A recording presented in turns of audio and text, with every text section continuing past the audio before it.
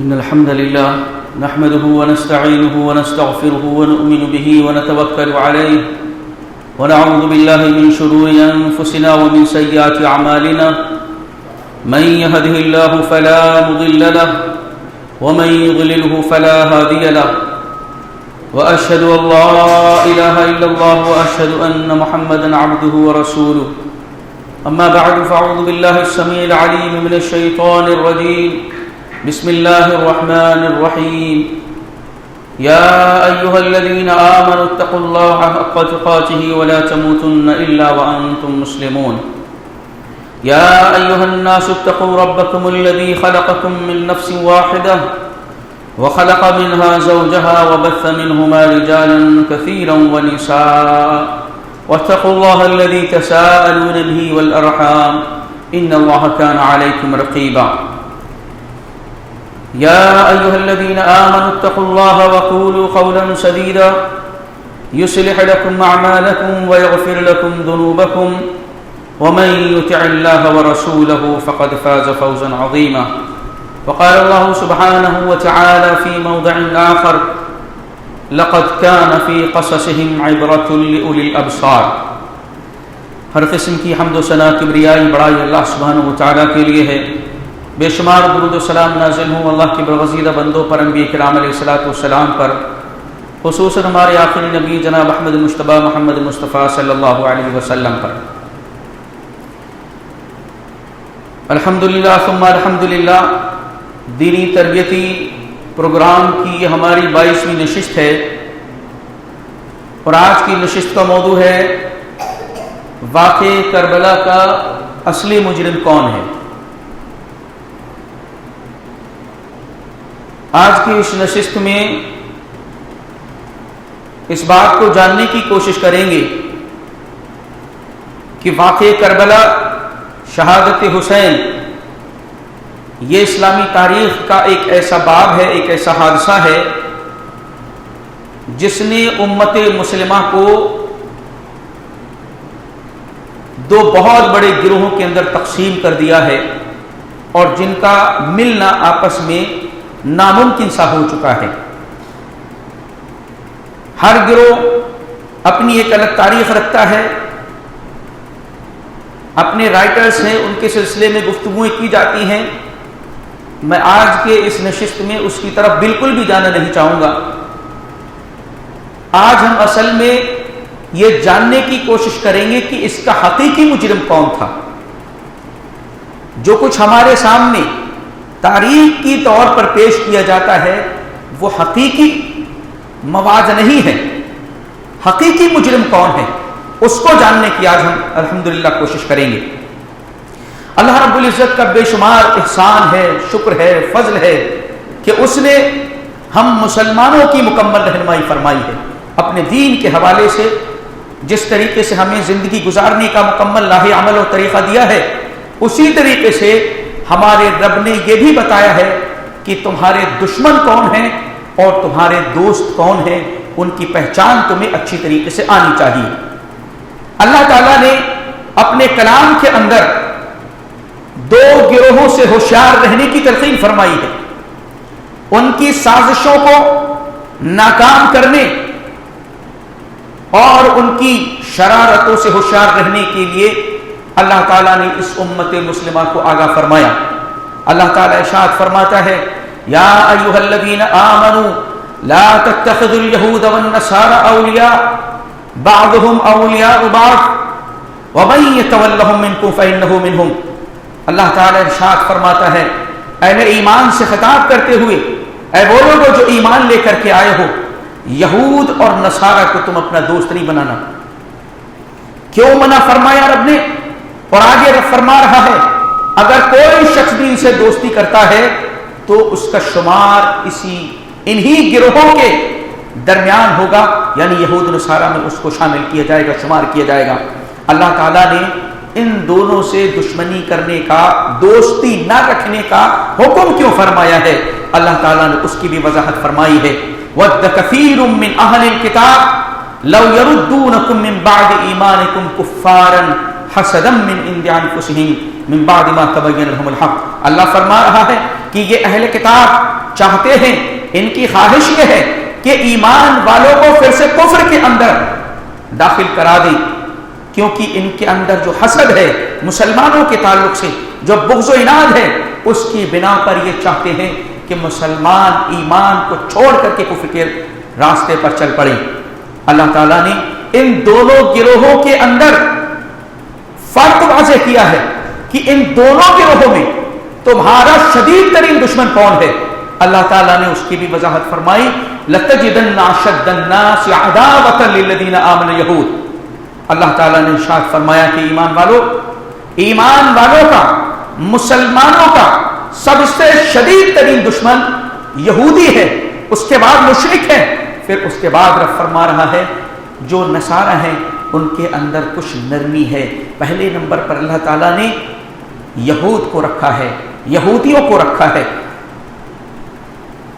چنانچہ اب ہم یہودیوں کی مختصر تاریخ آپ کے سامنے رکھنا چاہتے ہیں کہ اللہ تعالیٰ نے یہود سے، نصارہ سے دوستی نہ کرنے کا حکم کیوں فرمایا ہے، یہودیوں کو سب سے بڑا دشمن کیوں قرار دیا ہے۔ یہودیوں کی تاریخ جہاں سے شروع ہو رہی ہے وہیں سے ان کی شرارتیں شروع ہو رہی ہیں۔ حضرت ابراہیم علیہ السلام کے دو بیٹے حضرت اسماعیل اور حضرت اسحاق علیہ السلام، یہ یہودی حضرت اسحاق علیہ السلام کے بیٹے یعقوب علیہ السلام کی اولاد ہے۔ دوسرے بیٹے اسماعیل علیہ السلام، ان کو اور ان کی ماں حضرت ہاجرہ سے یہ نفرت و دشمنی رکھتے ہیں۔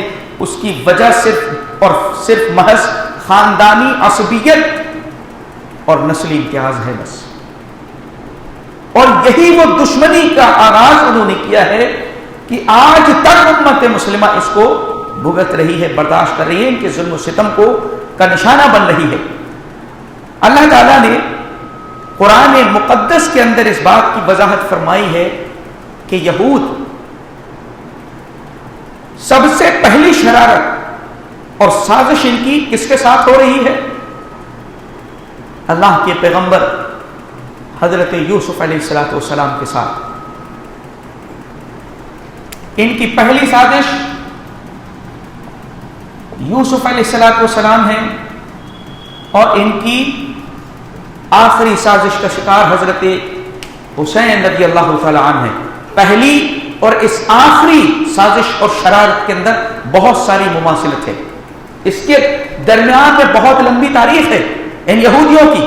سب سے پہلی جو شرارت ان کی تھی، سازش، اس میں اور آخری والی میں بہت زیادہ مناسبت ہے، اور میں آپ کو بغیر نام لیے ہوئے آپ کے سامنے رکھنا چاہوں گا، آپ جان جائیں گے کہ اس واقعے کا اصلی مجرم کون ہے۔ حضرت یوسف علیہ السلام، حضرت یعقوب علیہ السلام کے 12 بیٹے، حضرت یوسف، بنیامین اور 10 اور جو حضرت یوسف علیہ السلام سے حسد رکھتے تھے، دشمنی رکھتے تھے۔ کیوں حسد اور دشمنی تھی؟ سگے بھائی تھے حضرت یوسف علیہ السلام، سگے بھائی اپنے بھائی سے کیوں نفرت کر رہے ہیں؟ وجہ کیا ہے؟ اِذْ قَالُوا لِيُوسُفُ وَأَخُوهُ أَحَبُّ إِلَىٰ أَبِينَا مِنَّا وَنَحْنُ عُصْبَةٌ۔ ان 10 بھائیوں نے کہا کہ ہمارے ابا جان، ہم اتنی مضبوط جماعت 10 لوگ ہیں، لیکن پھر بھی ہمارے والد یوسف اور اس کے بھائی سے زیادہ محبت کرتے ہیں، اور ہم سے محبت اتنی نہیں کرتے۔ إِنَّ أَبَانَا لَفِي ضَلَالٍ مُبِينٍ، ہمارے والد یقیناً کھلی گمراہی کے اندر ہیں، کھلی بھٹک چکی ہیں۔ حضرت یوسف علیہ السلام کے خلاف انہوں نے سازشیں کی، سگے بھائیوں نے، حسد کی بنیاد پر۔ وہ پلان کیا تھا اس کی تفصیل میں بعد میں آپ کے سامنے رکھوں گا۔ حضرت یوسف علیہ السلام کو والد سے جدا کر دیا گیا بچپن میں، اور برس تک حضرت یوسف علیہ السلام کے غم میں حضرت یعقوب علیہ السلام تڑپتے رہے۔ جن 10 نے یہ حرکت یوسف علیہ السلام کے بھائیوں نے کی تھی، اس میں وہ یہودا بھی تھا جس سے اس یہودی نسل کا نام رکھا گیا ہے یہودی، اس کے اندر وہ بھی تھا۔ اس کے بعد یوسف علیہ السلام کے بعد حضرت موسیٰ علیہ السلام کے دور میں آپ چلے آئے، ان کی تاریخ دیکھیں۔ حضرت موسیٰ علیہ السلام کے اوپر ایمان لانے کے باوجود بہت ستایا، بہت تکلیفیں دی موسیٰ علیہ السلام کو۔ لِمَا تُؤْذُونَنِي وَقَدْ تَعْلَمُونَ أَنِّي رَسُولُ اللَّهِ، حضرت موسیٰ علیہ السلام کہتے تھے اللہ کے بندو، جب تم جانتے ہو مجھے کہ میں اللہ کا رسول ہوں، پھر بھی مجھے تکلیفیں پہنچاتے ہو۔ اور جب عمالقہ سے کہا گیا لڑنے کے لیے، قتال کرنے کے لیے، تو انہوں نے کہا موسیٰ اذهب أنت وربك فقاتلا إننا هنا قاعدون، موسیٰ تم جاؤ، تمہارا رب لڑے، ہم لڑنے والے نہیں ہیں۔ حضرت موسیٰ علیہ السلام کے بعد بہت سارے اس بنی اسرائیل اور یہودیوں کے اندر انبیاء آئے۔ اللہ نے تذکرہ فرمایا ہے کہ انہوں نے ناحق کئی انبیاء کو شہید کیا۔ وَيَقْتُلُونَ النَّبِيِّينَ بِغَيْرِ الْحَقِّ، ان کی تاریخ اٹھا کر کے دیکھی جائے، شروع سے لے کر کے آخر تک یہ انبیاء کے دشمن رہے ہیں اور حق کی دعوت دینے والوں کے دشمن رہے ہیں۔ اللہ فرما رہا ہے ان الذین یکفرون بآیات اللہ ویقتلون النبیین بغیر الحق ویقتلون الذین یأمرون بالقسط من الناس فبشرهم بعذاب علیم۔ اللہ فرما رہا ہے ان کی تاریخ انبیاء کی شہادتوں سے بھری ہوئی ہے، اور انہوں نے حق کی دعوت دینے والے، انصاف کی دعوت دینے والوں کو کا سر تن سے جدا کیا ہے اور ان کو قتل کیا ہے۔ اللہ تعالیٰ نے مزید فرمایا أَوَكُلَّمَا جَاءَهُمْ رَسُولٌ بِمَا لَا تَهْوَىٰ أَنفُسُكُمُ اسْتَكْبَرْتُمْ فَفَرِيقًا كَذَّبْتُمْ وَفَرِيقًا تَقْتُلُونَ، جب بھی کوئی رسول ان کی طرف بھیجا گیا اللہ کی طرف سے، ان کی خواہشوں کے خلاف جب بھی انہوں نے اللہ کے پیغام کو پیش کیا تو یہ دشمن ہو گئے، بعض کا تو انہوں نے انکار کیا، بعض کو شہید کر دیا۔ اللہ فرما رہا ہے یہ ان کی تاریخ رہی ہے، یہاں تک کہ آگے آپ آ جائیے ہمارے نبی جناب محمد رسول اللہ صلی اللہ علیہ وسلم، اور آپ سے پہلے حضرت عیسیٰ علیہ السلام کے ساتھ یہ کیا کر چکے ہیں، آپ کو سولی پر چڑھانے کی انہوں نے پوری کوشش کی۔ اللہ تعالیٰ نے حضرت عیسیٰ علیہ السلام کو وہ آسمانوں پر اٹھانے کے ساتھ ساتھ ان کی کوششوں کو ناکام کر دیا، اور انہی میں سے ایک شخص کی شکل حضرت عیسیٰ علیہ السلام کی کر دی اور اس کو سولی پر چڑھایا گیا، جس کو یہ آج تک سمجھتے ہیں کہ حضرت عیسیٰ علیہ السلام کو سولی پر چڑھا دیا گیا ہے۔ اللہ تعالیٰ فرما رہا ہے کہ یہ انبیاء کے قاتل ہیں، حضرت زکریا علیہ السلام، یحییٰ علیہ السلام، عیسیٰ علیہ السلام، ان سب کے خلاف سازشیں کرنے والے اور شہادتوں کی کوشش کرنے والے یہ ہیں۔ خود ہمارے نبی جناب محمد رسول اللہ صلی اللہ علیہ وسلم کے تعلق سے ان کا کردار بھی اللہ نے قرآن میں ذکر فرمایا ہے کہ یہ آپ سے بھی شدید ترین دشمنی رکھتے تھے۔ کیوں دشمنی رکھتے تھے؟ محمد صلی اللہ علیہ وسلم سے ان کی کیا دشمنی تھی؟ دشمنی صرف یہ جو میں پہلے ذکر کر چکا ہوں کہ حضرت اسماعیل علیہ السلام اور آپ کی والدہ حضرت ہاجرہ سے یہ سخت ترین نفرت رکھا کرتے تھے۔ وجہ یہ کہ یہ حضرت اسحاق علیہ السلام، یعقوب علیہ السلام کی اولاد سے نہیں ہے، دوسری ایک جو ہے شاخ شروع ہو جاتی اسماعیل علیہ السلام سے، تو یہ اپنے علاوہ کسی کو پسند نہیں کرتے، اپنے علاوہ کسی کو گوارا کرنے کو تیار نہیں ہے۔ اللہ کے نبی صلی اللہ علیہ وسلم کو جب اللہ تعالیٰ نے نبی بنا کر کے بھیجا تو آپ کے خلاف بھی انہوں نے سازشیں کی۔ اللہ تعالیٰ قرآن میں فرما رہا ہے الذین آتیناہم الکتاب یعرفونہ کما یعرفون ابناءہم، جن کو کتاب ہم نے دی ہے اے نبی پاک صلی اللہ علیہ وسلم، یہ آپ کو ایسے پہچانتے ہیں جیسے اپنے بیٹوں کو پہچانتے ہیں۔ آپ کو جانتے ہیں یہ آپ رسول برحق ہیں، آپ اللہ کے پیغمبر ہیں، یہ جانتے ہیں، اس کے باوجود یہ آپ کی بات ماننے کو تیار نہیں اور آپ کے اوپر ایمان لانے کو تیار نہیں ہے۔ اللہ فرما رہا ام یحسدون الناس علی ما آتاہم اللہ من فضل، کیا یہ لوگ حسد کرتے ہیں اس بات پر کہ اللہ تعالیٰ نے اپنا فضل ان کے خاندان سے نکال کر کے بنی اسماعیل کے اندر دے دیا؟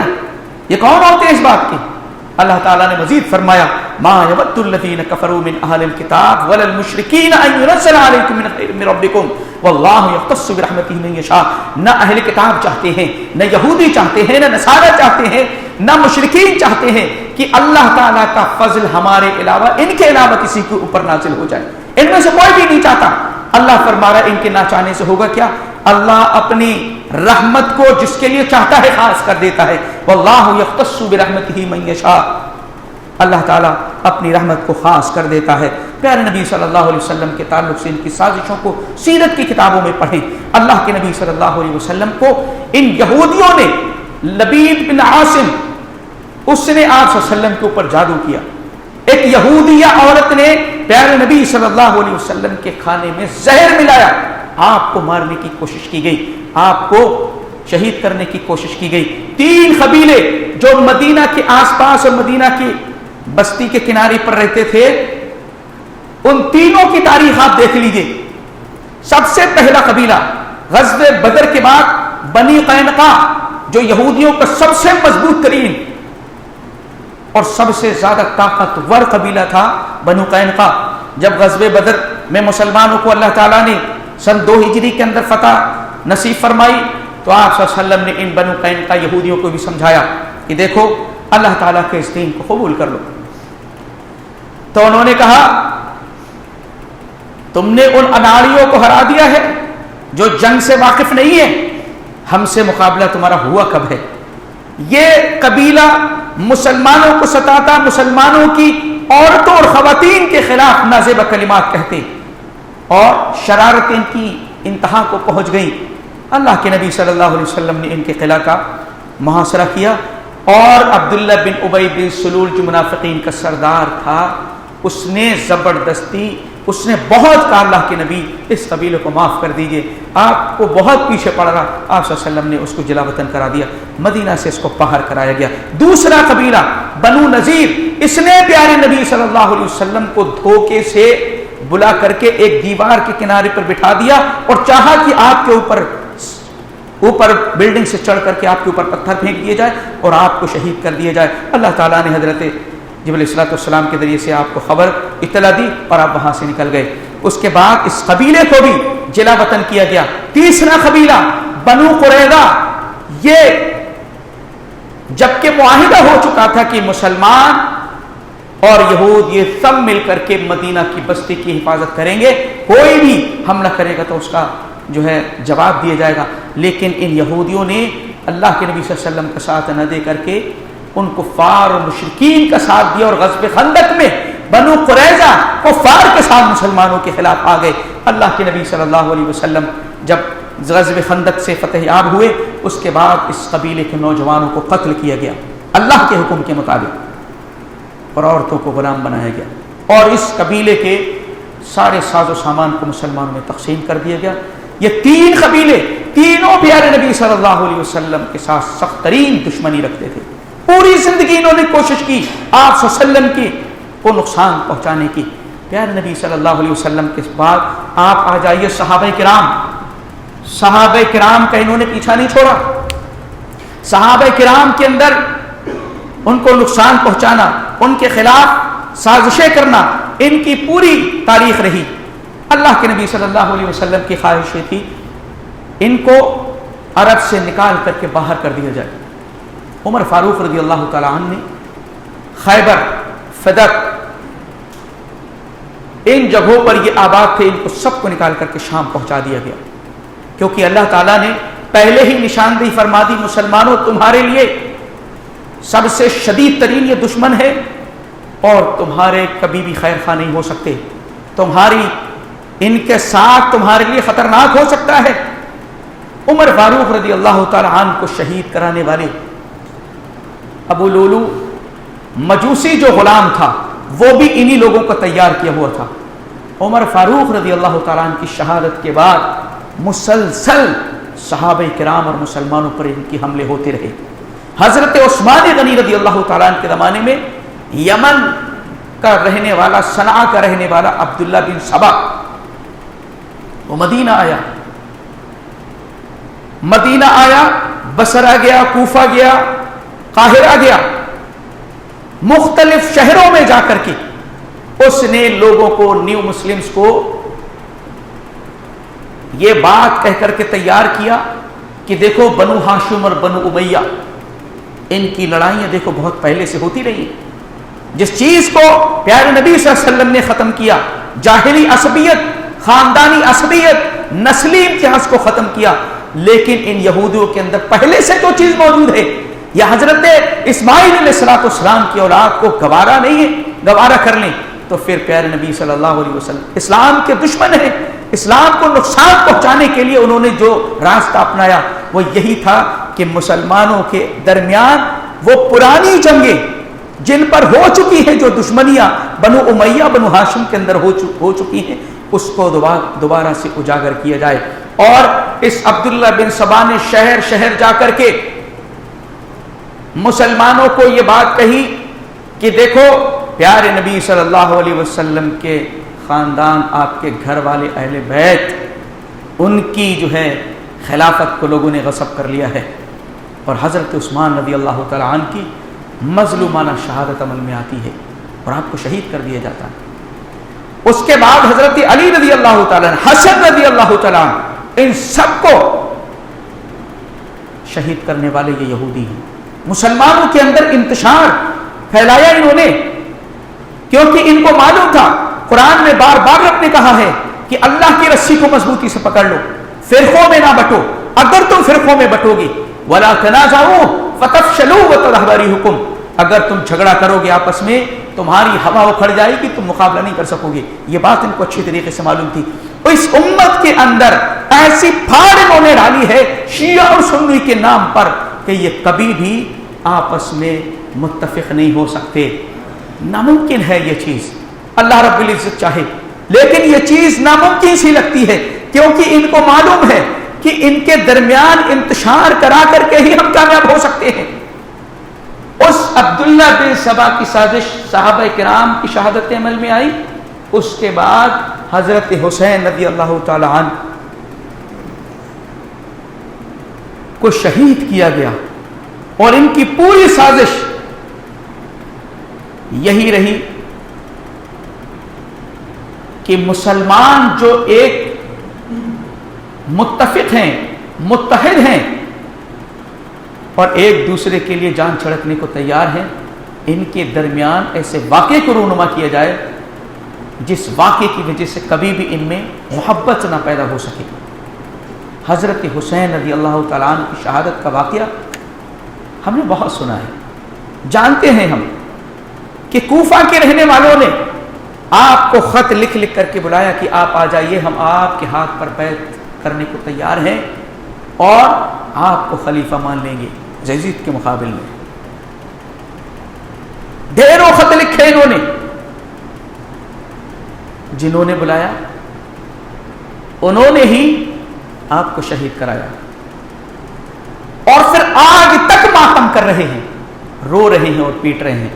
اس واقعے کو آپ حضرت یوسف علیہ السلام کے واقعے سے جوڑ کر کے ذرا دیکھیں۔ حضرت یوسف علیہ السلام کو گھر سے لے جانے والا کون تھا؟ آپ کے بھائی، ارسلہ معنا غدا یرتع ویلعب وإنا لہ لحافظون۔ کہا کہ ابا جان، آپ ہمارے اوپر یقین نہیں کرتے ہیں یوسف کے تعلق سے، اور آپ ہمارے ساتھ بھیجے، یہ بھی کھائے پیے جا کر کے۔ حضرت یوسف علیہ السلام کو لے گئے، اور پہلے سازش تو ان کی یہی تھی کہ باپ کی طرف سے توجہ ہٹانے کے لیے یوسف کو قتل کر دیا جائے، اقتلوا یوسف۔ اس یہودی قوم کے اندر ہی یہ بے دردی سے قتل کرنے کی صفت موجود ہے، بے دردی سے اس نے قتل کیا ہے، اپنوں کو، بیگانوں کو۔ داعش کے جتنے فتنے تھے عراق میں، جو کچھ ہوئے، انہوں نے بے دردی کے ساتھ گردنوں کو کاٹا اور لٹکایا، دکھایا، ویڈیوز بنائے۔ یہ سب یہودیوں کی سازش کا نتیجہ رہا، کیونکہ یہ قتل کی وارداتیں اس قسم کی انہوں نے بے دردی سے کی، پوری تاریخ ان کی گواہ ہے۔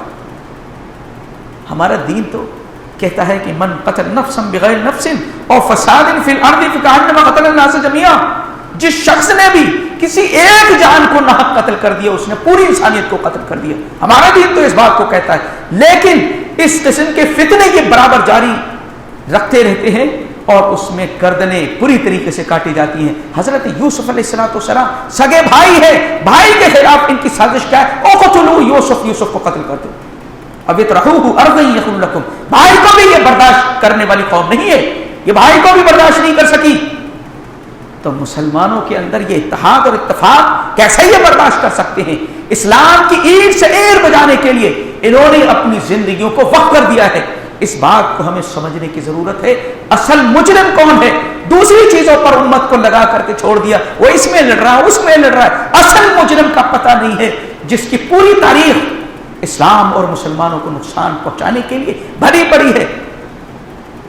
حضرت یوسف علیہ السلام کو کیا کہا؟ اقتلوا یوسف وطرحوه ارضا یخر لکم، یا تو یوسف کو قتل کر دو یا کسی بیابان جنگل میں چھوڑ دو تاکہ باپ کی ساری توجہ ہماری طرف ہو جائے۔ لیکن ایک ان میں سے لا تقتلوا یوسف، بھائی کی محبت جاگ پڑی، کہا کہ یوسف کو قتل نہ کرو، والقوہ فی غیابۃ الجب، اور کسی اندھے کنویں کے اندر یوسف کو ڈال دو۔ بہرحال حضرت یوسف علیہ السلام کو یہ لے گئے، ذهبوا به واجمعوا ان يجعلوه في غیابۃ الجب، اور حضرت یوسف علیہ السلام کو کنویں کے اندر ڈال دیا۔ یوسف علیہ السلام کو لے جانے والے بھی یہی ہیں بھائی، یوسف علیہ السلام کو کنویں میں ڈالنے والے بھی یہی ہیں، اور اس کے بعد باپ کے پاس آ کر کے رونے پیٹنے اور ماتم کرنے والے بھی یہی لوگ ہیں۔ وَجَاءُوا أَبَاهُمْ عَشَاءً يَبْكُونَ، روتے ہوئے والد کے پاس پہنچے، قالوا يَا أَبَانَا إِنَّا ذَهَبْنَا نَسْتَبِقُ وَتَرَكْنَا يُوسُفَ عِندَ مَتَاعِنَا، کہا کہ ابا جان ہم تو دوڑ میں مصروف تھے، یوسف کو بٹھا دیا تھا سامان کے پاس، بھیڑیا آیا اور یوسف کو لے کر کے چلا گیا۔ سب کچھ جھوٹ بنایا انہوں نے، اور قمیص کے اوپر بدم کذب، جھوٹا خون لگایا۔ لے جانے والے بھی یہی، اس کنویں میں ڈالنے والے بھی یہی، ماتم کرنے والے بھی یہی، اور کیا کہتے ہیں وَمَا أَنْتَ بِمُؤْمِنٍ لَنَا وَلَوْ كُنَّا صَادِقِينَ، ابا ہم کتنا بھی سچ بولے آپ یقین نہیں کریں گے۔ یعقوب علیہ السلام کا جواب کیا تھا؟ یعقوب علیہ السلام کا کیا جواب تھا؟ اس جواب میں آج ہمارے لیے پیغام موجود ہے کہ اس واقعے کے رونما ہونے کے بعد ہمیں کرنا کیا چاہیے، کیا کرنا چاہیے؟ ماتم کرنے چاہیے، تعزیے بنانے چاہیے؟ مذاق بنا کر کے رکھا ہے پیارے نبی کے نواسے کا۔ یعقوب علیہ السلام کہتے ہیں بل سولت لکم انفسکم، یہ سب تمہارا بنا بنایا ہوا کھیل ہے، یہ ڈرامے بازی ہے تمہاری، سب تم نے گڑھا ہوا ہے، یہ کوئی سچائی اس کے اندر نہیں ہے۔ کیا کہا؟ فصبر جمیل، تمہارے اس عمل پر میں صبر ہی کروں گا بہت بہتر طریقے سے۔ دوسری بات واللہ المستعان علی ما تصفون، اور میرا رب میری مدد فرمائے گا۔ ضرورت اس بات کی ہے، تاریخ کے اندر واقعات رونما بہت ہو چکے ہیں، بڑی بڑی شہادتیں عمل میں آ چکی ہیں، لیکن کیا اس امت کا کام یہی ہے رونے دھونے بیٹھ جائے، چیخنے چلانے بیٹھ جائے اور پوری طریقے سے مسلمان قوم کو اسلام کا مذاق بنا دیا جائے؟ حضرت یوسف علیہ السلام کے اس واقعے میں آگے دیکھیں، حضرت یعقوب علیہ السلام کیا کہہ رہے ہیں؟ انما اشکو بثی وحزنی اللہ، میں اپنے رب سے شکایت کر رہا ہوں۔ غم میں یوسف کے آنکھیں سفید پڑ گئیں، لیکن اپنے درد اور دکھ کا دکھڑا مداوا اپنے رب سے چاہتے ہیں۔ وحسنی اللہ، میں اپنے رب کے سامنے اپنے غم کو بیان کرتا ہوں، شکایت کرتا ہوں، شکوہ شکایت نہیں کی حد۔ اور پھر اس سورہ کے خاتمے پر اللہ تعالیٰ فرما رہا ہے لقد کان فی قصصہم عبرۃ لأولی الالباب، یہ واقعات تو اس لیے تاریخ میں رونما ہوتے ہیں تاکہ تمہیں کوئی میسج دے کر کے جائے، تاکہ تمہارے لیے عبرت و نصیحت ہو سکے۔ عقل مندوں کے لیے ان واقعات میں نصیحت ہے اور عبرت ہے۔ اللہ فرما رہا ہے یوسف علیہ السلام کا اتنا بڑا واقعہ، والد سے اتنے سالوں جدا کیا گیا، پریشان ہے، حیران ہے، آنکھوں کی سفید ہو گئی غم کی وجہ سے۔ حضرت یوسف علیہ السلام کے اس واقعے کو یہاں نیچے لے کر کے آئیے، حضرت حسین رضی اللہ تعالیٰ عنہ کے ساتھ بھی انہوں نے کیا کیا۔ کوفہ کے لوگ آپ کو خط لکھ لکھ کر بلا رہے ہیں کہ آپ آ جائیے، آپ کو خلیفہ بنا لیں گے۔ حضرت حسین رضی اللہ تعالیٰ عنہ پہنچے تو آپ کو دھوکے سے شہید کرنے والے بھی یہی ہیں جو بلانے والے ہیں، اور پھر ماتم بھی یہی لوگ کر رہے ہیں۔ ہائے حسین، ہم نہیں تھے، ہم نہیں تھے۔ ماتم کرنے والے بھی یہی حضرت یوسف علیہ السلام کے بھائیوں کی طریقے سے، اور پورا ڈرامہ طریقے سے فرضی پوری کہانیاں انہوں نے لکھی، جیسے کہ فرضی داستان اور بات کو یوسف علیہ السلام کے بھائیوں نے بنایا۔ یہودیوں نے جس طریقے سے یہ معاملہ پلان کیا اسی طریقے سے سیم یہ پلان کیا. ادھر حضرت یوسف علیہ السلام کو والد بے انتہا محبت کرتے ہیں. عزت حسین رضی اللہ تعالیٰ عنہ سے پیارے نبی صلی اللہ علیہ وسلم بہت محبت کیا کرتے ہیں. محبوب ہستیوں کو انہوں نے اس قسم کی سزائیں دی ہیں کیونکہ ان کی تعریف قرآن بیان فرما رہا ہے.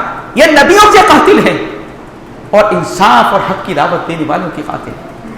واقعہ رونما ہو چکا ہے. اب ان یہودیوں نے کیا کیا؟ ظاہر سی بات ہے اس واقعے کو رونما کیا. اس کے بعد امت محمدیہ کو منتشر کیا. امت محمدیہ کے اتحاد کو پارا پارا اس واقعے کے ذریعے سے انہوں نے کیا تاکہ امت کبھی ملنے نہ پائے. اور جو اپنی سازشیں تھیں، جو اپنے عقیدے تھے، وہ اس امت کے ایک گروہ کے اندر انہوں نے اتار دیے. وہ ان کے اپنے عقیدے. کیا عقیدے تھے؟ اہل بیت کی محبت کا نعرہ لگایا. نبی کی محبت کا نعرہ نہیں لگوایا انہوں نے. نہ صحابہ کی محبت کے نعرے لگوائے، اہل بیت کی محبت کا انہوں نے نعرہ لگوایا. کیوں؟ کیونکہ یہ بھی پہلے کہہ چکے تھے کیا؟ نحنو ابناء اللہ و احباء، ہم دیکھو اللہ کے بیٹے اور اس کے چہیتے ہیں. اور کیا کہتے تھے؟ لن تمسنا النار الا ایام معدودات، ہمیں آگ چھو بھی نہیں سکتی. اس امت کے اس گروہ کے اندر انہوں نے یہی عقیدہ رکھا. کہا کہ سید اور سادات کو آگ چھو نہیں سکتی ہے چاہے وہ کچھ بھی کرتا رہے. جو بات انہوں نے اپنے تعلق سے کہی تھی وہی گروہ تیار کر کے ان سے کہلوا دیا. اسی طریقے سے یہودیوں نے اللہ کی کتاب کے اندر تبدیلی کی. یکتبون الکتاب بأیدیہم ثم یقولون ھذا من عند اللہ، اپنی طرف سے کتابیں لکھ کر کے کہتے تھے یہ اللہ کی طرف سے. یحرفون الکلم عن مواضعہ، کلمات کو جگہ سے بدل کر کے دوسرے کلمات لکھ دیے اور کہہ دیے یہ سب اللہ کی طرف سے ہیں. انہوں نے جو گروہ تیار کیا اس کے بعد اس کا بھی یہ ماننا ہے کہ اللہ کی کتاب مکمل نہیں ہے. 70,000 آیتیں اس کے اندر سے غائب کر دی گئی ہیں. اور رافضی غالی کبھی بھی اس قرآن کو مکمل نہیں مانا کرتے. جانور کی عبادت کرنے والے یہ یہودی ہیں. بچڑے کی عبادت انہوں نے کی اور اسی طریقے سے بچڑے کی عبادت اپنے اس گروہ کے اندر بھی انہوں نے پیدا کی. آپ دیکھتے ہیں گھوڑا دلدل ذوالجناح، اس کو محرم کے مہینے میں کس قدر تعظیم کے ساتھ اس کے لیے برکت کے طور پر سجدے ہو رہے ہیں. اس کو گویا کی پوجا جا رہا ہے، اس کی عبادت کی جا رہی ہے. اور پھر جو واقعہ وہاں پر رونما ہوا جب ان یہودیوں نے بچڑے کی عبادت کی، پرستش کی، معبود بنایا، اللہ تعالیٰ نے فرمایا انکم ظلمتم انفسکم، تم نے اپنے نفسوں پر ظلم کیا ہے. فتوبوا الی باریکم، توبہ کرو اپنے رب سے. فاقتلوا انفسکم، اپنے آپ کو مارو. یہودیوں کو تیار کردہ گروہ وہ محرم کے اندر اپنے آپ کو مارتا ہے، زخمی کرتا ہے. وہی جو یہودیوں نے کیا وہی یہ لوگ بھی اپنے آپ کو زخمی کرتے ہیں، اپنے آپ کو مارتے ہیں، پیٹتے ہیں اور تلوار بازی، نیزہ بازی اپنے جسم پر کرتے ہیں. اللہ تعالیٰ نے جو ان سے کہا وہی ان سے کرا دیا. ان لوگوں نے بھی اس گروہ کے ساتھ جو گروہ پیدا کیا وہ بھی وہی کام کر رہا ہے، اپنے جسم کو زخمی کر رہا ہے. اسی طریقے سے یہودی بیت اللہ خانہ کعبہ سے نفرت کرتے ہیں، بیت المقدس کو چاہتے ہیں. اللہ تعالیٰ نے کیا فرمایا؟ سيقول السفهاء من الناس ما ولاهم عن قبلتهم التي كانوا عليها قل لله المشرق والمغرب.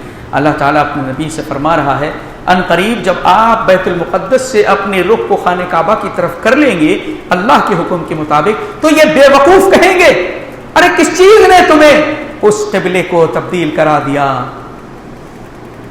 اور آج آپ دیکھیں وہ گروہ جو ان یہود کے اشارے پر چل رہا ہے اور ان کے عقیدوں کو مان رہا ہے وہ بھی القدس کی آزادی کی لڑائیاں لڑ رہا ہے اور خانہ کعبہ اور اس کے ارد گرد ہاتھ سے رونما کرانے میں پیچھے نہیں ہٹتا ہے. ان کو محبت ہے بیت المقدس لیکن نفرت ہے بیت اللہ سے. کیوں؟ حضرت اسماعیل علیہ السلام نے ابراہیم علیہ السلام کے ساتھ تعمیر کرایا ہے، اس لیے ان کو نفرت ہے. یہودی تقیہ کرتے تھے، ظاہر کچھ کرتے تھے ہوتا کچھ تھا. یہ تقیہ اس قوم کے اندر بھی انہوں نے داخل کر دیا. تقیہ کیسے کرتے تھے؟ وقالت طائفۃ من اہل الکتاب آمنوا بالذی انزل علی الذین آمنوا وجہ النہار واکفروا آخرہ لعلہم یرجعون. اللہ تعالیٰ ارشاد فرماتا ہے یہ یہودی کیا کہتے ہیں کہ ان میں کا ایک گروہ کیا ہے، ایمان لے آؤ، صبح ایمان لے آؤ دن کے ایک حصے میں، شام کو انکار کر دو تاکہ یہ پلٹ جائیں. ایمان اس نیت سے لاؤ تاکہ تمہیں شام کو چھوڑنا ہے. یہ تقیہ ہے. ظاہر اس کو کر رہے ہیں جو دل کے اندر نہیں ہے. یہی تقیہ ان لوگوں کے اندر موجود ہے جن کو یہودیوں نے تیار کیا.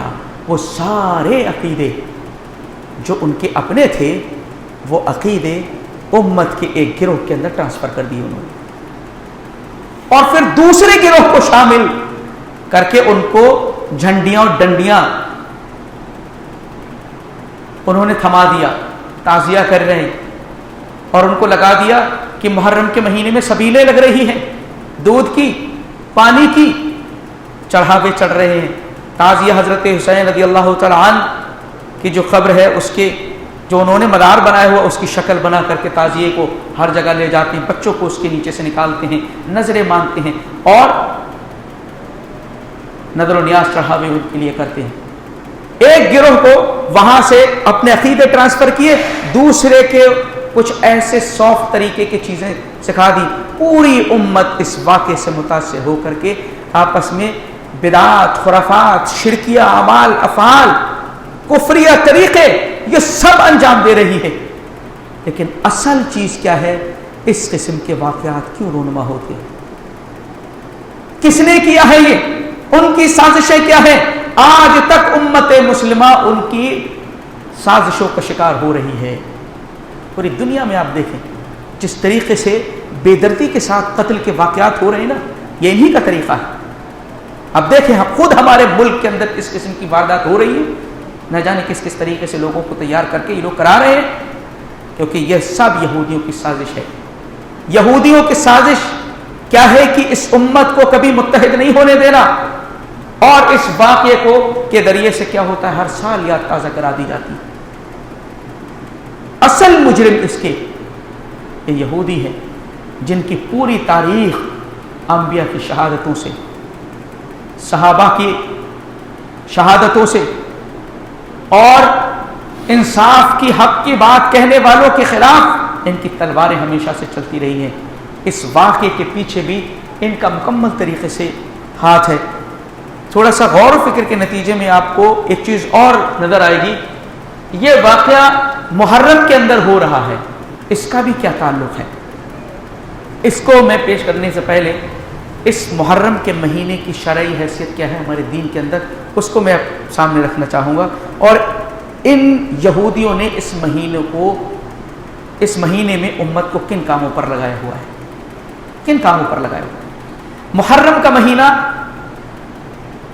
وہ مہینہ ہے جو حرمت والا مہینہ ہے.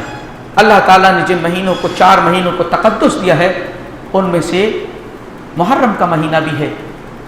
ان عدۃ الشہور عند اللہ 12 شہرا فی کتاب اللہ یوم خلق السماوات والارض منها 4 حرم ذلک الدین القیم. اللہ فرما رہا 12 مہینے ہیں، ان میں سے 4 مہینے حرمت والے ہیں. حرمت اور برکت والا یہ مہینہ محرم کا مہینہ بھی ہے. اس میں مطالبہ کیا ہے؟ فلا تظلموا فیہن انفسکم، کہ اس مہینے میں اپنے نفسوں پر ظلم نہ کرو. سرکشی گناہ کے کام تو ہر وقت انسان کو بچنا ہے، لیکن ان مہینوں کا خاص طور سے دھیان رکھنا ہے. لیکن مسلمان کیا کر رہا ہے؟ اس مہینے کے شروع ہوتے ہی آپ کو سب چیزیں نظر آنے لگے گی.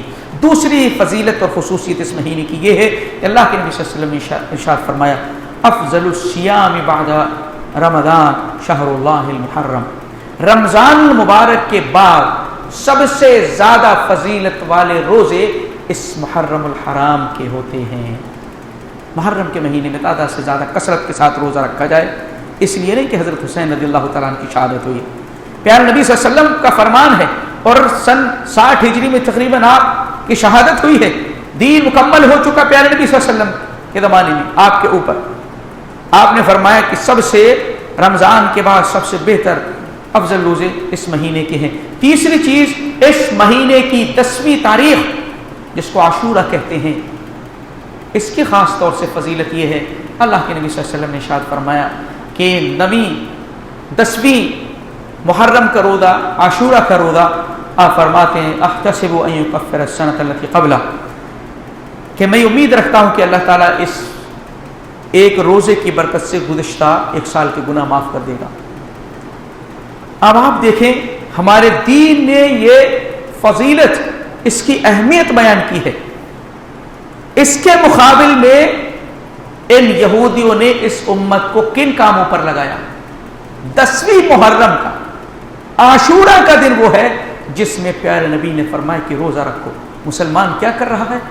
اس میں شور شرابے کر رہا ہے، سبیلے لگا رہا ہے، کھانا پکوا رہا ہے، لوگوں میں بانٹ رہا ہے، لٹا رہا ہے، تقسیم کر رہا ہے، اور جھوٹی باتیں کر لی کہ جو شخص محرم کے مہینے میں اپنے بیوی بچوں پر فراخی کرے گا اللہ تعالیٰ اس کو فراخ کر دے گا۔ اس قسم کی جھوٹی باتیں کری گئی۔ اللہ کے نبی نے اس دن روزے کا حکم دیا، آپ نے فضیلت بیان فرمائی، لیکن اس امت کو دوسرے منافی امور کے اندر شامل کر دیا گیا۔ روزے کا جسٹ اپوزٹ، روزے میں کھانے سے رکنا ہے، اس نے کھانے کو لٹانا ہے، اس امت کو اس کام پر لگا دیا گیا۔ حضرت حسین رضی اللہ تعالیٰ عنہ کی شہادت محرم میں عمل میں آئی۔ اللہ کے نبی صلی اللہ علیہ وسلم جب مدینہ تشریف لائے تو آپ نے دیکھا یہودی روزہ رکھتے ہیں عاشورہ کا۔ پوچھا کیوں رکھتے ہو؟ کہا کہ اس میں حضرت موسیٰ علیہ السلام کو اس دن اللہ تعالیٰ نے فرعون سے نجات دی، یہ ہماری خوشی کا دن ہے۔ اللہ اکبر! محرم کا مہینہ، عاشورہ کا دن ان کی خوشی کا دن ہے۔ حضرت حسین رضی اللہ تعالیٰ عنہ کی شہادت بھی اسی دن ہے۔ اس خوشی کے اندر 4 چاند لگانا چاہتے ہیں۔ وہ خوشی وہاں حاصل ہوئی، لیکن اسلام مسلمانوں کے اس جمعیت اور اجتماعیت کو تفریق کرنے کا انہوں نے ایک سازش کی، وہ بھی اسی مہینے کے اندر انجام دی جا رہی ہے، تاکہ جو ان کو خوشی اس وقت ملی تھی اب یہ دوبالا ہو جائے اور مزید تازہ ہو جائے۔ اس واقعے کو بھی اس مہینے کے اندر انہوں نے رونما کرایا۔ غور فکر کریں گے، بہت سارے پہلو نکل کر کے آئیں گے۔ اللہ کے نبی صلی اللہ علیہ وسلم، محرم الحرام کا ایک مقام ہے ہمارے دین کے اندر، لیکن ان لوگوں نے پوری امت کو مجموعی، بہت مختصر سے چند لوگ ہیں جو محفوظ ہیں اللہ کے فضل و کرم سے، باقی پوری امت کو خرافات، بدعات اور اس مہینے کی بے حرمتی پر لگا دیا ہے، تعزیت داری پر لگا دیا ہے، مہندیاں لگا کر کے نہ جانے کیا کیا کچھ کر رہے ہیں۔ سوال یہ ہے مسلمانوں سے کہ اگر شہادتوں کو اسی طریقے سے منایا جائے تو دن کم پڑ جائیں گے میرے بھائی۔ اس قسم کے مسلمانوں کو زخم لگے ہیں، اس قسم کی تکلیفیں ہوئی ہیں، شہادتیں صحابہ کی عمل میں آئی ہیں، مسلمانوں کی، ایمان والوں کی شہادتیں عمل میں آئی ہیں کہ دن کم پڑ جائیں، کس کس کا غم منائیں؟ اور شہادت یہ کوئی ناکامی ہے؟ شہادت کو ناکامی منافقین سمجھتے تھے۔ غزوہ احد میں یہی کہا انہوں نے، لو تعون ما قتلوا قل فادروا انفسكم الموت ان كنتم صادقين۔ انہوں نے کہا کہ اگر یہ لوگ ہماری بات مان لیتے اور اس احد کے میدان میں جنگ نہ لڑتے تو قتل نہ کیے جاتے۔ اللہ نے فرمایا کہ بلا تحسبن الذين قتلوا في سبيل الله امواتا، جو لوگ اللہ کی راہ میں قتل کیے گئے، شہید کر دیے گئے، ان کو مردہ نہ سمجھو، تم لوگ ناکام سمجھتے ہو۔ شہادت تو یہ اللہ کا بہت بڑا فضل ہے، بہت بڑا انعام ہے۔ وَيَتَّخِذَ مِنْكُمْ شُهَدَاءَ، اللہ تعالیٰ تمہیں شہید بھی بنانا چاہتا ہے، اس درجے سے بھی تمہیں نوازنا چاہتا ہے۔ شہادت کا معمولی درجہ نہیں ہے، جہاں شہادت کا یہ واقعہ غم کا واقعہ وہیں خوشی کا بھی ہے۔ حضرت حسین رضی اللہ تعالیٰ عنہ کے لیے شہادت، اللہ کی راہ میں شہادت کا درجہ مل جائے، یہ بہت اعزاز کی بات ہے۔ لہٰذا یہ تصور دیا گیا کہ بھئی شہادت اور اس واقعے کے ساتھ وہ مسلمان کس قدر جہالت کا شکار ہے، پوری سال خوشیاں مناتا ہے، شادیاں کرتا ہے اور ہر قسم کے پکوان کرتا ہے، سب کچھ کرتا ہے، لیکن اس مہینے کے آتے ہی اس پر غم کے سانپ لوٹنا شروع کر دیتے ہیں۔ اس مہینے کے آتے ہی نوٹنکی شروع کر دیتا ہے، غم ہونے لگتا ہے اس کو، پوری سال تو صحیح رہتا ہے، اس مہینے کے آتے ہی غم شروع ہو جاتا ہے، اس مہینے کے آتے ہی ایک عجیب قسم کا ماحول پیدا ہو جاتا ہے۔ اس قسم کی فرضی چیزوں سے اسلام روکتا ہے، منع کرتا ہے۔ سوال یہ ہے اس مہینے کو مسلمان غم کا مہینہ مانتا ہے، شادی بیاہ نہیں کرتا، یہ سب کے سب اب آپ بتائیں محرم کا جو مہینہ ہے غم کا مہینہ ہے یا خوشی کا مہینہ ہے؟ محرم کا مہینہ خوشی کا ہے یا غم کا ہے؟ غم کا ہے تو کس لیے؟ حضرت حسین رضی اللہ تعالیٰ عنہ کی شہادت کی وجہ سے۔ شہادت کوئی ماتم کرنے کی چیز ہے؟ اگر حسین رضی اللہ تعالیٰ عنہ کی شہادت کی وجہ سے ہے تو اس کو تو تقدس یوم خلق السماوات والارض سے حاصل ہے۔ جب سے آسمان و زمین کی تخلیق ہوئی ہے اللہ نے اس مہینے کو تقدس دیا ہے۔ یہ مہینہ غم کا مہینہ نہیں بلکہ حرمت و برکت والا مہینہ ہے۔ اور عاشورہ خاص طور سے 10 محرم کا دن کیا غم کا دن ہے؟ یہ بھی خوشی کا دن ہے، کیونکہ اللہ کے نبی صلی اللہ علیہ وسلم نے کیا فرمایا تھا یہودیوں سے؟ انہوں نے کہا کہ حضرت موسیٰ علیہ السلام کو فرعون سے آزادی ملی تھی، خوشی میں موسیٰ علیہ السلام نے روزہ رکھا تھا، تو خوشی کا دن ہے نا، خوشی کا دن ہے عاشورہ کا۔ اور اس میں اللہ کے نبی صلی اللہ علیہ وسلم نے روزہ رکھا اور صحابہ کو تلقین کی اور کہا کہ ان یہودیوں کی مخالفت کرو، اور مخالفت میں 9 اور 10 کا روزہ رکھنا تم لوگ، کیونکہ ان یہودیوں سے دوستی یہ اسلام اس بات کو کبھی بھی گوارا نہیں کر سکتا، یہ جانتے ہیں۔ اس لیے اسلام کو مسلمانوں کو نقصان پہنچانے کے لیے پہلے دن سے انہوں نے اس کے پیچھے پڑ گئے ہیں۔ عاشورہ کے دن کو غم کا دن سمجھ لیا، اللہ تعالیٰ نے مسلمانوں کے لیے اس کو خوشی کا دن روزے کے لیے بنایا، لیکن حضرت حسین رضی اللہ تعالیٰ عنہ کی شہادت دین کے مکمل ہونے کے بعد ہو رہی۔ ہمارے دین نے خوشی منانے کا طریقہ بھی ذکر کیا ہے اور غم منانے کا طریقہ بھی ذکر کیا۔ خوشی منانے کا طریقہ کیا ہے؟ اللہ کوئی نعمت دیتا اس پہ شکر ادا کریے، جیسا کہ موسیٰ علیہ السلام نے اللہ کے شکر ادا کرتے ہوئے روزہ رکھا تھا۔ شکر منانے کا طریقہ ہے یہ، انبیاء کی تاریخ ہے۔ اسی طریقے سے غم منانے کے اگر کوئی غم لاحق ہو جائے تو رب کی جانب سے کیا حکم ہے؟ وبشر الصابرین، صبر کرنے والوں کے لیے بشارت ہے۔ الذین اذا اصابتهم مصیبہ، جب بھی انہیں کوئی مصیبت پہنچتی ہے قالوا انا للہ و انا الیہ راجعون، کہتے ہیں کہ اللہ ہم تیرے ہی اور تیری طرف ہمیں پلٹ کر کے جان۔ کوئی سا بھی غم صحابہ کی زندگی میں غم نہیں ہے، پیارے نبی کی زندگی میں غم نہیں ہے، شہادت عمل میں نہیں ہے صحابہ کرام کی۔ اللہ کے نبی نے جلوس نکالے، ماتم کرایا اور ان شہادتوں کو روڈوں پر سر عام اس طریقے سے جلوس نکالے گئے۔ ہمارے دین نے جاہلی طریقہ کیا ہے خوشی غم منانے کا؟ لیس منا من شق الجیوب وضرب الخدود ودعوا بدعوت الجاہلیہ، اللہ کے نبی نے فرمایا اس شخص ہم سے اس شخص کا کوئی تعلق نہیں ہے جو کسی غم پر اپنے گریبان کو چاک کرے، اپنے چہرے پر مارے اور جاہلیت کی پکارے بیان کر کر کے روئے۔ وہ اللہ کے نبی فرماتے ہیں یہ جاہلی طریقہ ہے غم منانے کا، ہمارے دین نے اس سے منع کیا ہے۔ صبر کریے، اللہ تعالیٰ نے ارشاد فرمایا تلک الایام نداولها بین الناس، یہ واقعات اس قسم کے ہوتے رہتے ہیں۔ صحابہ کرام جب غزوہ احد کے اندر شہادتیں ہوئیں، 70 صحابہ شہید کیے گئے، بہت غم لاحق ہوا، پیارے نبی صلی اللہ علیہ وسلم کو زخم لگے۔ صحابہ کرام کے اوپر جو غم کے آثار تھے، اللہ نے فرمایا کہ دیکھو تلک الایام نداولها بین الناس، لوگوں کے درمیان ہم لوگ دنوں کو پھیرتے رہتے ہیں۔ ان یمسسکم قرح فقد مس القوم قرح مثلہ، اگر تمہیں آج زخم لگا ہے تو اس سے پہلے غزوہ بدر کے اندر ان کفار کو بھی زخم لگا چکے ہو۔ یہ سب اللہ کی طرف سے ہے، عبرتیں نصیحتیں یہ واقعات دے کر کے جاتے ہیں۔ ان واقعات سے عبرت حاصل کرنی چاہیے تھی۔ اس واقعے کے اندر بھی مسلمانوں کے لیے عبرت و نصیحت ہے کہ ان یہودیوں کی سازشوں کو سمجھنے کی کوشش کریں، ان سے دوستی نہ کریں اور ان کی سازشوں کو بے نقاب کرنے کے لیے ہمیشہ تیار رہیں۔ مسلمان آپس میں لڑ کر کے جان ختم کر رہا ہے، انتشار کا شکار ہے۔ اس واقعے کو لے کر کے مسلمانوں کو متحد ہونا چاہیے، کیونکہ اس واقعے کے ذریعے سے انتشار پیدا کرنے والے یہودی ہے، ان کی سازش ہے کہ مسلمان کبھی بھی اکٹھا نہ ہو اور آپس میں انتشار کرتا رہے، اختلاف کرتا رہے۔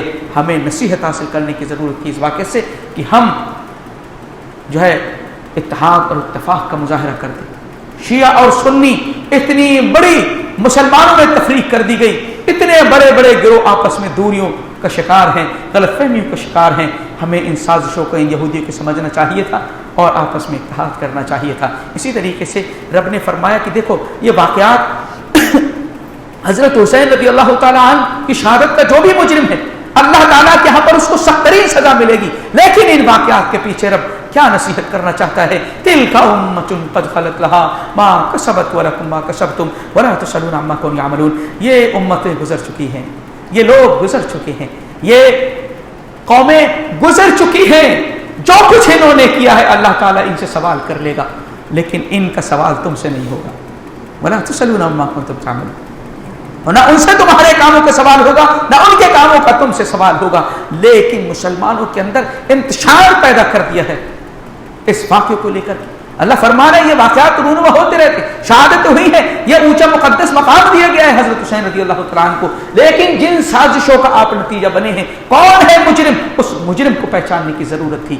और उसकी पूरी तारीख आप देखें, कुरान ने बयान कर दी। हम अंधेरे में नहीं, हमारे रब ने सब कुछ बता दिया, हमारे रब ने सब कुछ बता दिया। और यह भी बता दिया कितनी भी बड़ी मुसीबत आ जाए तुम्हारा किरदार क्या होना चाहिए। मा असाब मिन मुसीबतिन फिल अर्दि वला फी अनफुसिकुम, इस रूए जमीन पर कोई मुसीबत नाजिल नहीं होती है, यहां तक कि तुम्हारी जान पर भी कोई मुसीबत नहीं आती है, इल्ला फी किताबिन मिन क़ब्ल अन नब्रअहा, उस मुसीबत के आने से पहले वो अल्लाह के यहाँ किताब में लिखी हुई थी। और ये किस लिए लिखा रब ने, किस लिए है? लिकई ला तासू वला मा फातकुम, जो चीज तुमसे चली जाए उस पर मायूस ना होना, उस पर मातम ना करना, उस पर शोर ना मचाना, उसमें अल्लाह ताला की नाफरमानी ना करना। अगर कोई अजीज चीज तुमसे चली जाए, महबूब चीज भी तुम्हारे दरमियान से चली जाए, तुमसे ले ली जाए, अल्लाह फरमा रहा है कि मायूस नहीं होना रब की जात से। वला तफरहू बिमा आताकुम, और इसलिए लिख दिया है पहले से अल्लाह ताला ने, अगर कोई नेमत अल्लाह दे तो उस पर इतराना नहीं है, तुम्हें अल्लाह का शुक्र अदा करना है। मुसीबत आ रही है सब्र करिए, और नेमत मिल रही है उस पर शुक्र करिए। ये अल्लाह ताला इम्तिहान ले रहा है, इम्तिहान के लिए हमें यह जिंदगी दी गई है। लेकिन अल्लाह ताला के कानून और उसकी किसी भी नसीहत को हम मानने को तैयार नहीं है। लेकिन हर साल उसी बिदअत और खुराफात के रास्ते पर मुसलमान कौम जो है चल पड़ती है, जो हमेशा से करती चली आई है। दुश्मनों की जो साजिशें थी, मुसलमान कभी भी इस वाक़े को भूलना नहीं चाहिए। भूले ना, अगर भूल जाएगा तो इत्तेहाद पैदा हो जाएगा। मुसलमानों को इस वाक़े को भुलाने नहीं देते। इसी महीने की 1 तारीख 1 मुहर्रम को हजरत उमर रज़ियल्लाहु तआला अन्हु की शहादत भी है, लेकिन इस उम्मत को पता भी नहीं है, क्योंकि वो यहूदियों की साजिश का नतीजा नहीं है। उन्होंने तो इस वाक़े को असल बनाया है इस उम्मत को गुमराह करने के लिए। इस वाक़े की याद ऐसी ताज़ा कर दी गई है, हर साल आते आते 40 दिन तक वो मातम होता है, वो नाटक होता है। और जो दशहरे में हिंदू करते हैं, फर्जी जो रामलीला की कहानी है, उसको दर्शाया जाता है। हमने अपने बचपन में देखा है, गदका होता था, लाठी का खेल खेला जाता था, उसमें पैतरेबाजियां कराते थे और सब लोग देखते थे। उस वक्त हमें ये बात समझ में नहीं आई, लेकिन वो था क्या?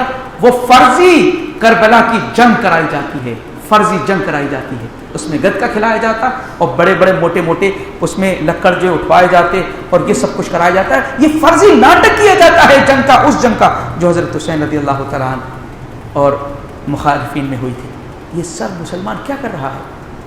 असल पैगाम रब ने क्या दिया? इन वाक़यात के पीछे क्या चीज रूनुमा तुम्हारे लिए पैगाम लेकर के आती है? लक़द कान फ़ी क़ससिहिम इबरतुल लिउलिल अलबाब, इनके वाक़यात में नसीहत है अक़लमंदों के लिए, नसीहत हासिल करने की ज़रूरत है। रब को राज़ी करने की कोशिश करिए। वाक़यात बहुत सारे हुए हैं, लेकिन कोई नया वाक़या नहीं है। इस्लाम और कुफ्र की जंग बना करके पेश किया जाता है। सबसे बड़ी इस्लाम और कुफ्र की जंग यही पेश की जा रही है। फिर नबी के ज़माने में कोई ऐसी जंग नहीं हुई जो इस्लाम और कुफ्र की हो सके, जो इस पाए की हो सके, इस दर्जे की हो सके, जिसको मुसलमान हर साल मनाए। कुछ लोगों ने इसको त्योहार बना लिया है, नए नए कपड़े पहन रहे हैं, पकवान खाने के अलग तरीके बना लिए हैं। भाई दलीम बन रहा है, खिचड़ा बन रहा है, ये फला, ये जो है मुहर्रम की डिश है, ये डिश है, ये मुहर्रम के मौके पर बनेगी। सुभान अल्लाह, ये कौम क्या कर रही है? मेले लग रहे हैं, बच्चों को नए कपड़े पहनाए जा रहे हैं, एक त्योहार का मंजर منظر مسلمان پیش کر رہا ہے، دوسری طرف ایک گروہ ہے جو اپنے آپ کو زخمی کر رہا ہے، رو رہا ہے، پیٹ رہا ہے، اپنے گالوں پر تماچے مار رہا ہے، کپڑے پھاڑ رہا ہے اور مرثیے گا رہا ہے۔ یہ مہینہ آتے کے ساتھ ساتھ مسلمان کن کن کاموں کے اندر مصروف ہو جاتا ہے۔ اللہ تعالیٰ نے بے نقاب کر دیا ہے کہ دیکھو مسلمان، تمہارا شدید ترین دشمن یہودی ہے، اس سے ہوشیار رہنا، ان کی دوستی کبھی تم نہیں کرنا۔ یہ سازشیں سمجھنے کی ضرورت تھی، لیکن دوسرے نہ جانے کن کن کاموں پر یہودیوں نے لگا دیا۔ اللہ رب العزت مولا کریم نے کمل کی توفیق عنایت فرما۔ مولا کریم جب تک ہم اس دنیا میں اسلام پر زندہ رہیں، جو ہمارا خاتمہ ایمان پر ہو،